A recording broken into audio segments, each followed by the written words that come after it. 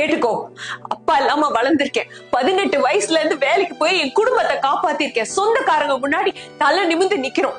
எவ்வளவு பிரச்சனை வந்தாலும் எழுந்து நிக்க பழகி இருக்கேன். எதை வேணாலும் ஃபேஸ் பண்ண தயாரா இருக்கேன். திமிருதான்டா, மாத்திக்க முடியாது. அது இந்த மாதிரி ஹார்ஷா சொல்லக்கூடாது. எப்படி தெரியுமா சொல்லணும்? கேட்டுக்கும். அப்பா இல்லாம வளர்ந்துருக்கேன்டா. 18 வயசுல இருந்து வேலைக்கு போய் என் குடும்பத்தை நான் காப்பாத்தி இருக்கேன்.